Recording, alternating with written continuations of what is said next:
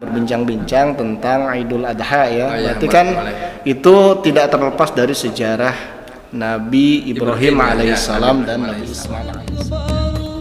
Allahu Akbar, Allahu Akbar, La ilaha illallah, Allahu Akbar, Allahu Akbar, walillahil hamd. Bismillahirrahmanirrahim. Assalamualaikum warahmatullahi wabarakatuh. Alhamdulillah wassalatu wassalamu ala Rasulillah wa ala alihi wa ashabihi wa mawalah, amma ba'du. Bagaimana kabarnya Anda saleh-salehah semuanya? Alhamdulillah, luar biasa, tetap ceria, dahsyat, hebat, semangat. Allahu Akbar. Bapak harap semoga Anda saleh-salehah semuanya di rumah, juga tentunya tidak lupa ayah bundanya juga, semoga senantiasa ada dalam lindungan Allah Subhanahu wa taala. Alhamdulillah, puji syukur kehadirat Allah Subhanahu wa taala, dalam kesempatan kali ini Pak Ahmad akan berbincang-bincang ya tentang Idul Adha ya, tentang Idul Adha.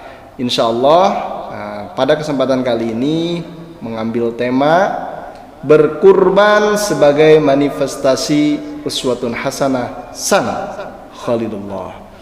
Insyaallah dalam kesempatan kali ini juga Pak Ahmad akan berbincang-bincang dengan narasumber kita ya, yaitu Ustadz Subur Ruhmawan SPDI. Assalamualaikum Ustadz. Waalaikumsalam warahmatullahi wabarakatuh. Karena ini PPKM ya.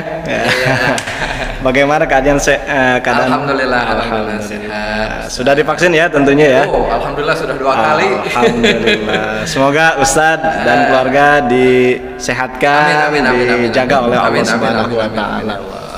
Begini Ustadz ya, dalam kesempatan kali ini mohon kepada Ustadz Subur, nanti kita akan berbincang-bincang tentang Idul Adha ya. Berarti kan itu tidak terlepas dari sejarah Nabi Ibrahim alaihissalam dan Nabi Ismail alaihissalam.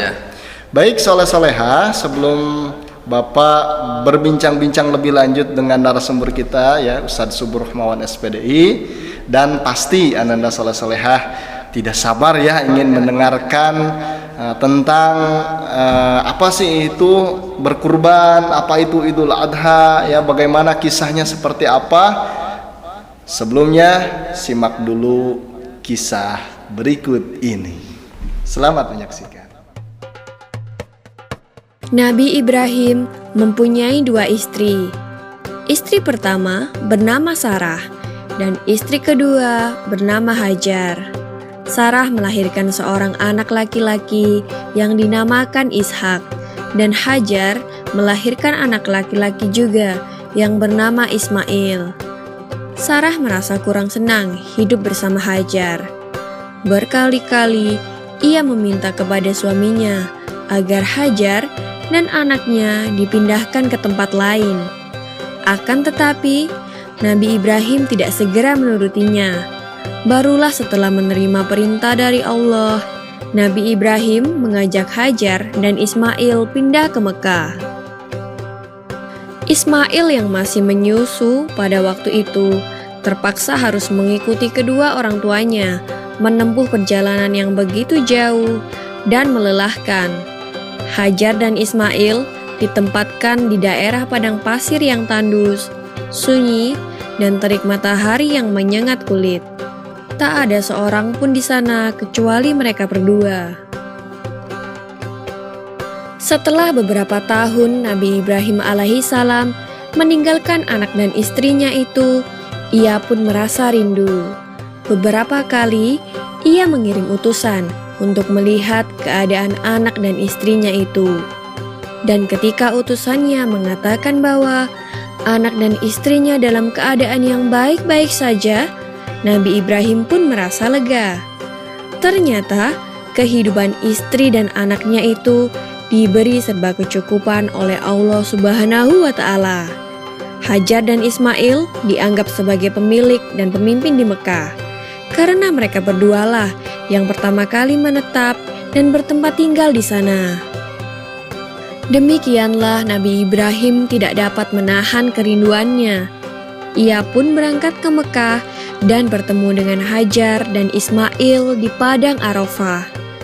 Anak dan istrinya itu sedang menggembalakan hewan ternak yang cukup banyak. Dalam perjalanan pulang ke Mekah, setelah menggembalakan ternak, mereka beristirahat di Musdalifah karena kelelahan dan akhirnya tertidur. Dalam tidurnya yang sebentar itu, Nabi Ibrahim alaihissalam mendapat wahyu melalui mimpinya. Ia diperintahkan oleh Allah untuk menyembelih Ismail. Anak kesayangannya itu harus dikurbankan sebagai bukti patuhnya Nabi Ibrahim terhadap Tuhannya. Seketika itu juga Nabi Ibrahim terkejut dan berdebar-debar. Tampak begitu beratnya ujian kali ini. Ia pun akhirnya menguatkan hati demi rasa cintanya yang lebih besar kepada Allah Subhanahu wa Ta'ala. Ia juga pada akhirnya memberitahukan mimpi itu kepada Ismail. "Wahai anakku Ismail, dalam mimpi aku diperintahkan oleh Allah untuk menyerahkanmu sebagai kurban, dan aku harus menyembelihmu. Bagaimana pendapatmu, wahai anakku?" Kata Nabi Ibrahim. Ismail pun menjawab, "Wahai ayah, sekiranya itu perintah Allah, maka laksanakanlah apa yang telah diperintahkannya kepadamu. Aku akan tetap sabar dan ikhlas menerima cobaan ini." Dikisahkan iblis berusaha merintangi perintah Allah kepada Nabi Ibrahim. Berkali-kali iblis membujuk Nabi Ibrahim agar tidak melaksanakan perintah itu. Namun Nabi Ibrahim tetap melaksanakan perintah Allah, dan godaan iblis yang begitu dahsyatnya tak akan mampu meruntuhkan ketaatan Nabi Ibrahim kepada Allah. Nabi Ibrahim membawa Ismail ke atas bukit. Di sana, Ismail mengenakan kain penutup mata, dan pedang tajam pun sudah dipersiapkan. Ketika pedang itu sudah berada di leher Ismail, tiba-tiba tubuh Ismail pun diganti dengan seekor kambing yang gemuk oleh malaikat Jibril. Dengan demikian, selamatlah Ismail dari penyembelihan.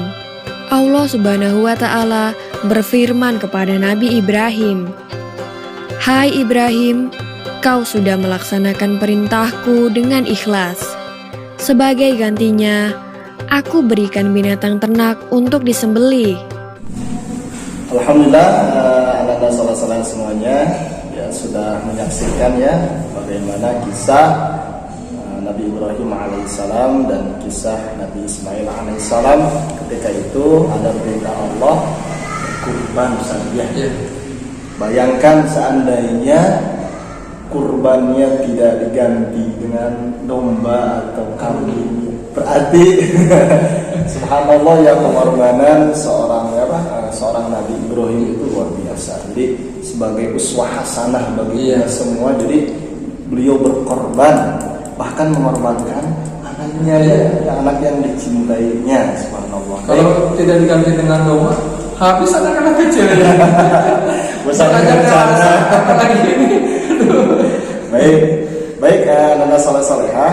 Sekarang kita mengacu ke perbincangan ya dengan Ustaz Subur. Baik, sebagaimana tema yang diambil bahwa dalam kesempatan kali ini yaitu berkurban sebagai manifestasi uswatun hasanah sang Khalilullah. Sang Khalilullah itu sendiri itu adalah Nabi Ibrahim alaihissalam.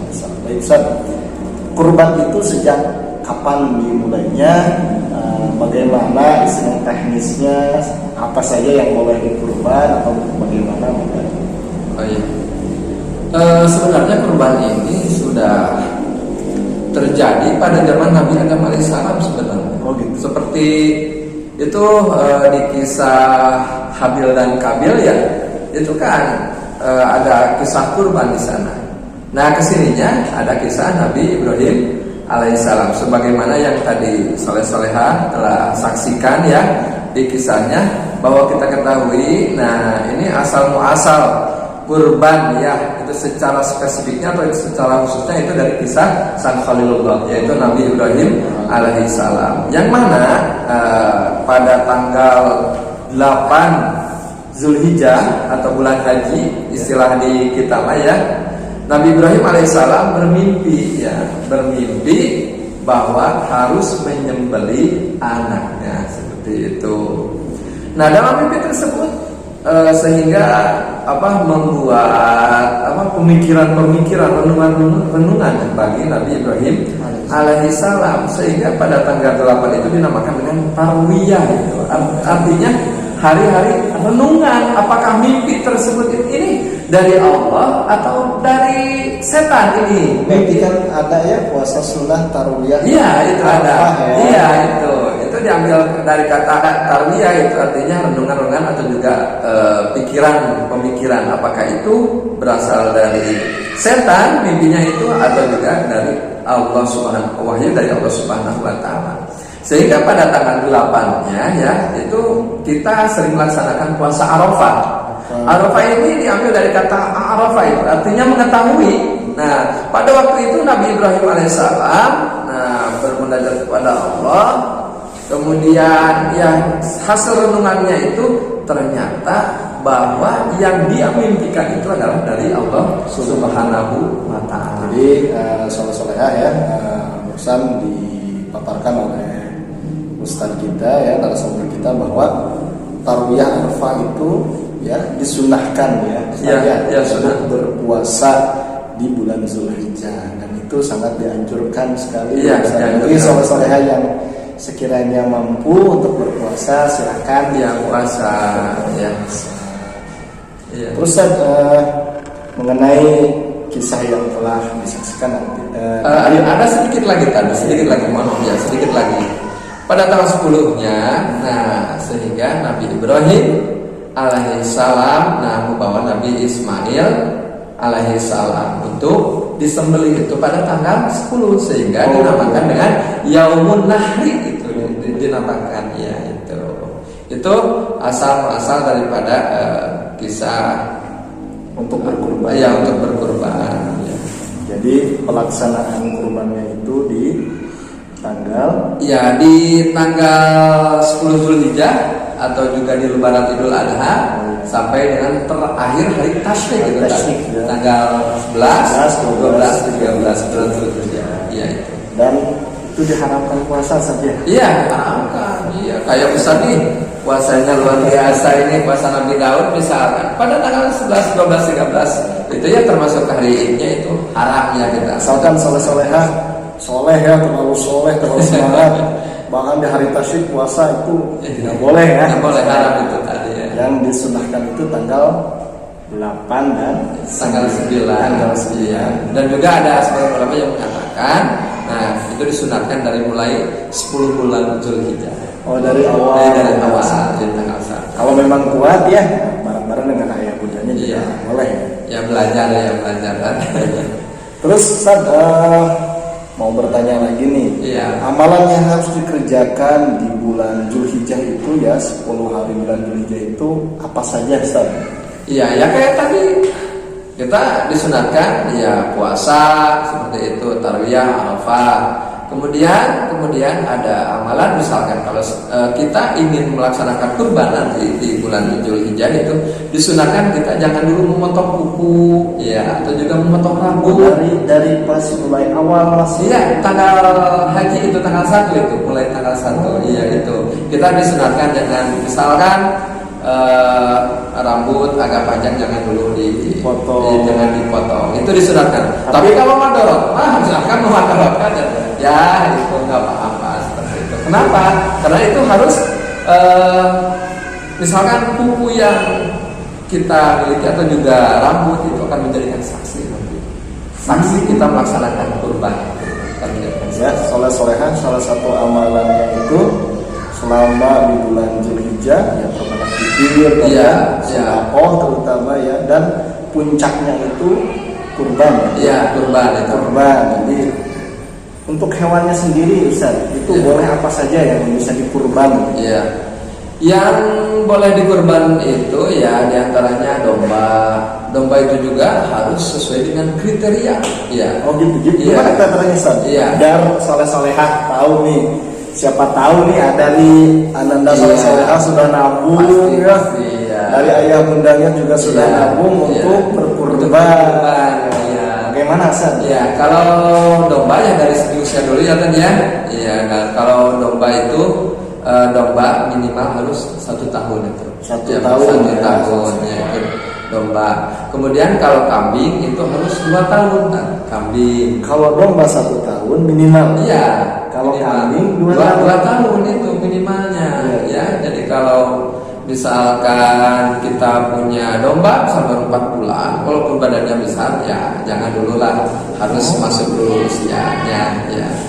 Kemudian kalau misalkan di sapi atau juga di kerbau ya, itu 2 tahun tadi itu usianya minimal 2 tahun, minimal 2 tahun. Kalau unta misalnya, ya kalau di Arab ya, di kita nggak ada unta lah di kita ya. Kalau unta itu 5 tahun tadi, 5 tahun. Kalau umumnya di kita sapi ya. Ya sapi, domba, ya kerbau seperti itu kriterianya.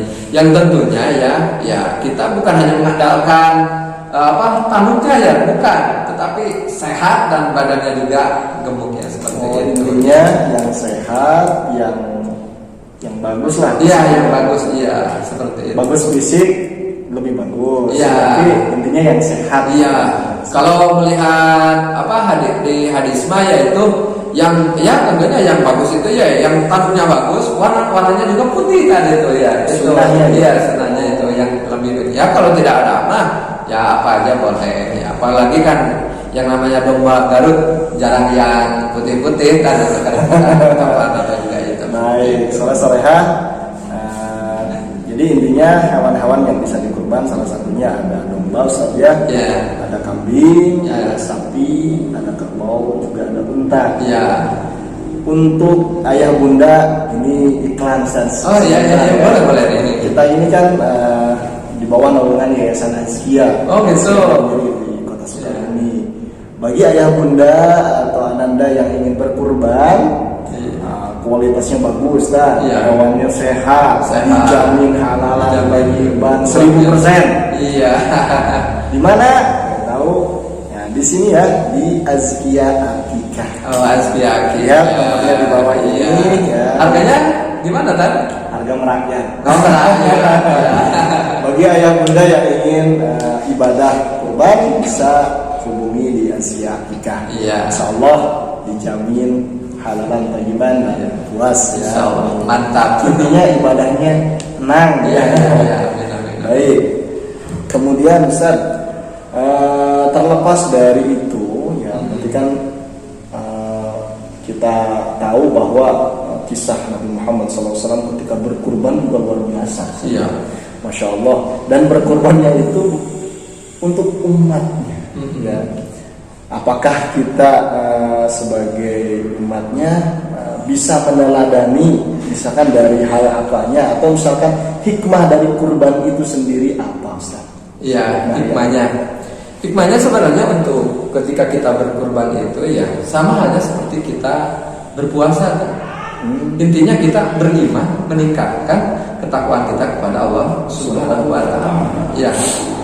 Kalau kita oke lah, kita misalkan menyembelih ya walaupun ya di dalam hadis ya ketika kita menyembelih sebelum darahnya jatuh ke tanah itu dosa kita sudah diampuni. Tetapi pada dasarnya yaitu adalah kita beriman kepada Allah. Sejauh mana keimanan kita, pengorbanan kita ya, rasa syukur kita kepada Allah Subhanahu wa taala. Karena pada dasarnya seperti ini tidak sedikit orang ya misalkan mobil kebeli, motor Kebeli. iya, kemudian HP kebeli.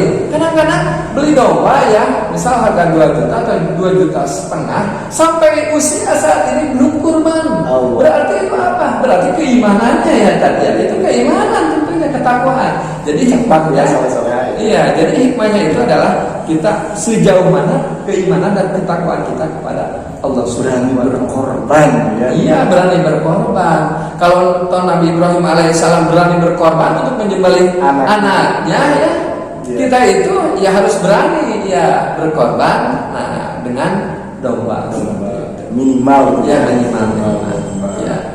Baik Ustaz ya, jadi kalau didengarkan oleh anak saudara di rumah ya, jadi intinya seberapa besar keimanan kita kepada Allah diukur juga seperti itu. Kita dalam sampai umur seperti ini kita bisa beli HP, bisa beli motor ya, mobil mungkin orang tua bangun rumah tapi belum melaksanakan kurban. Mohon maaf ya, mudah-mudahan ayah bunda yang belum berkurban bisa mengingatkan ya, mulai dari sekarang mengazamkan misalkan menabung, misalnya berkorban sedikit. Padahal itu hukumnya sunat muakkad. Sunat muakkad. Dianjurkan harus ya gitu. Bahkan disunatkan kalau bisa itu setahun sekali kita itu berkurban, setahun sekali. Mudah-mudahan kita ya tawazun bisa ada program gitu ya, program kurban untuk masyarakat. Mudah-mudahan ya ini apa namanya keinginan ya. Terus kan, oke, kurban, kemudian hewan jenis hewannya sudah tahu ya, sejarahnya sudah tadi di soleh-soleha. Terus arti Idul Adha itu sendiri kan, ketika Idul Adha ada Idul Fitri, ada Idul Adha. Nah itu Idul Adha itu ada yang mengatakan Idul Kurban, ada yang mengatakan Idul Adha. Yang benar yang mana? Secara terminologis seperti apa? Ya kita ambil aja dari secara perkata dulu ya. Id itu secara bahasa, secara bahasa dulu ya. Id itu Lebaran, atau Adha itu diambil dari kata dohwah itu ya kan. Dohwah itu waktu duha ya. Sehingga ada yang mengatakan juga apa Adha itu ada yang mengatakan kurban ya, gitu, yang mengatakan kurban. Sebenarnya diambil dari kata dohwah, kayak sama akar katanya kayak sholat duha kan. Iya, Adha duha, nah itu sama akar katanya itu. Jadi dinamakan dengan Adha itu menyembelih hewan di waktu duha. Iya, di waktu duha. Iya itu kalau kita menurut secara bahasa. Ya kalau menurut istilah itu ya ismun lima yudbahu minan na'ami. Nama hewan ya itu yang dipotong pada hari Lebaran atau juga di hari Tasyrik, itu nama daripada pengertian Adha atau juga ya. Terus amalan-amalan sebelum Idul Adha apakah sama dengan sebelum Idul Fitri Ustaz? Kalau Idul Fitri kan kemarin kita sudah sampaikan ya, makan terlebih dahulu. Sebelum sholat jalan datang dan pulang. Terus kemudian kan sekarang PPKM Ustaz, sampai tanggal 20 Juli kan pemerintah menerapkan PPKM. Nah, respon kita nih sebagai umat Islam di masa pandemi ini seperti apa? Tetapi untuk kaitannya disampaikan saja Ustaz bagaimana gitu. Oh, seperti itu. Ya.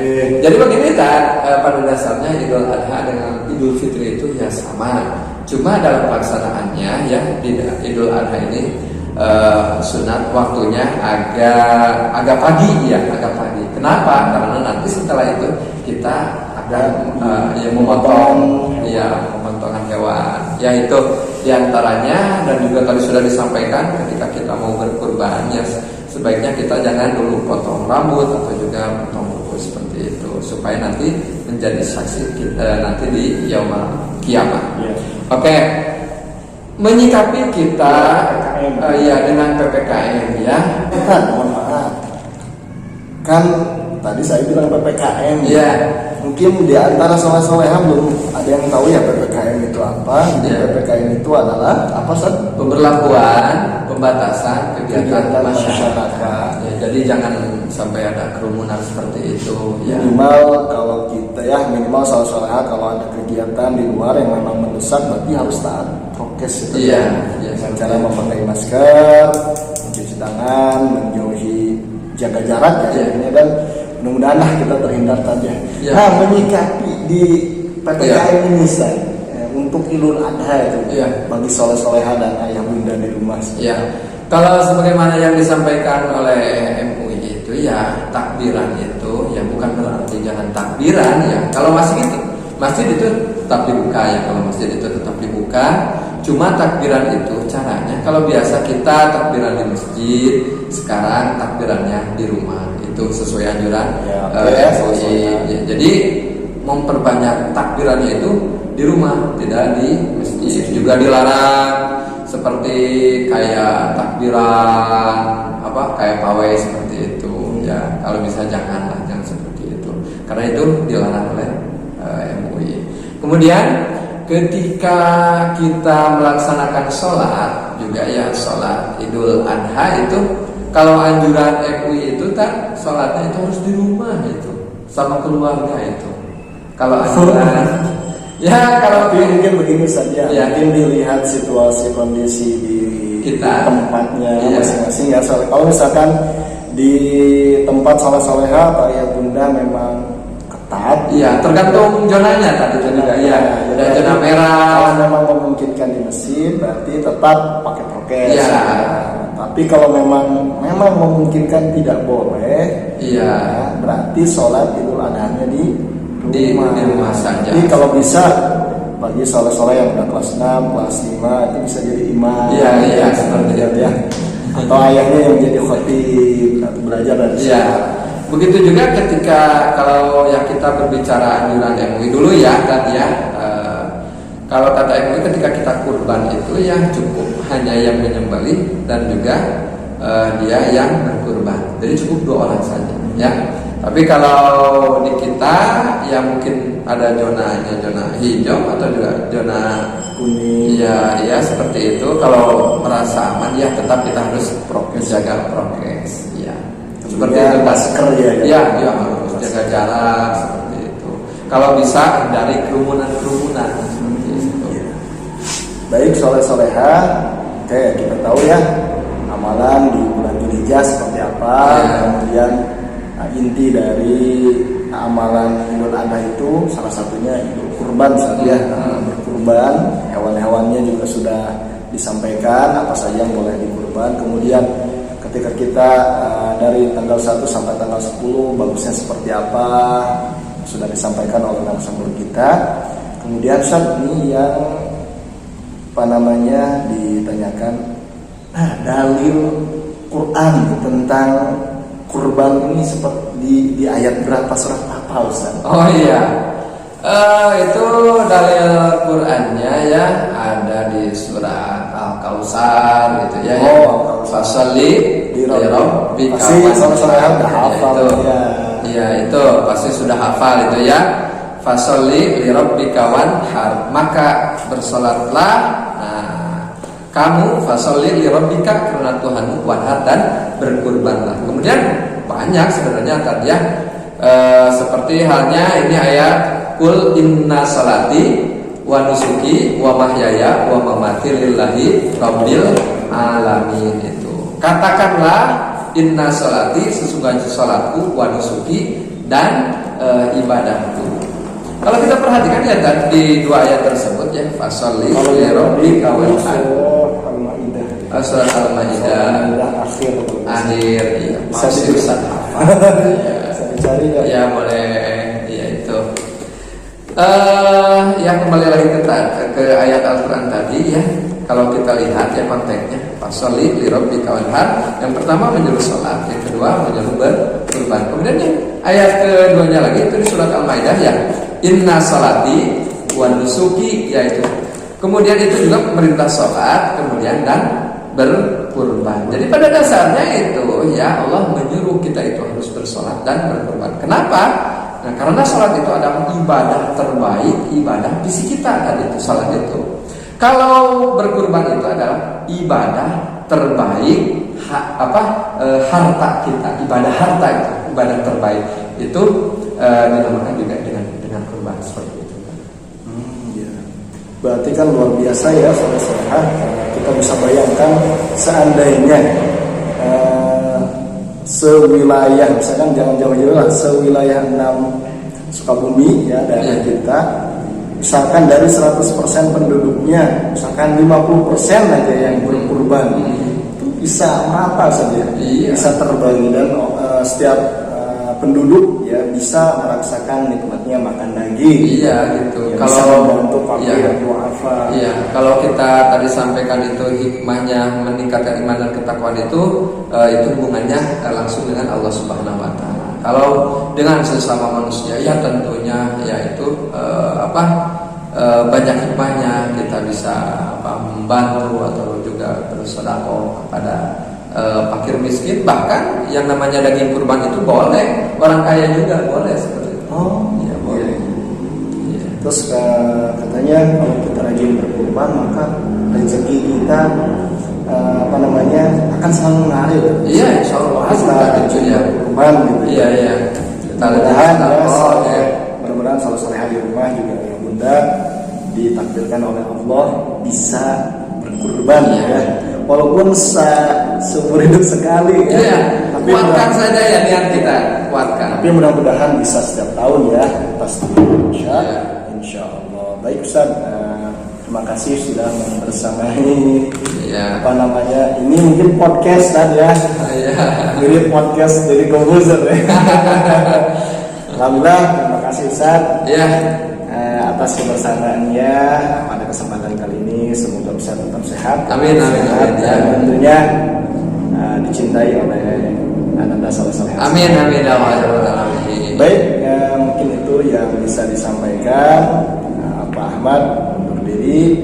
Mudah-mudahan kita diberikan kesehatan oleh Allah, keberkahan dan kelancaran dalam melaksanakan kegiatan sehari-hari, tentunya di bulan yang mulia ini ya, bulan Zulhijjah, Iya. bulan akhir Iya. di Hijriah ya. Iya. Karena kan Hijriah itu mulai di Muharram berakhir di Zulhijjah. ya. Dan sebentar lagi kita akan memasuki tahun baru Islam nanti ya. Iya. Ya. Nah, mungkin itu yang bisa disampaikan. Silakan dirangkum oleh Ananda Soleh-Solehah. Insyaallah nanti di akhir oleh Ibu dan Bapak Wali kelas akan di-share Google Form ya yang harus diisi oleh Ananda Soleh-Solehah, dan tentunya ada penilaiannya. Tetap semangat, tetap ceria. Assalamualaikum warahmatullahi wabarakatuh. Waalaikumsalam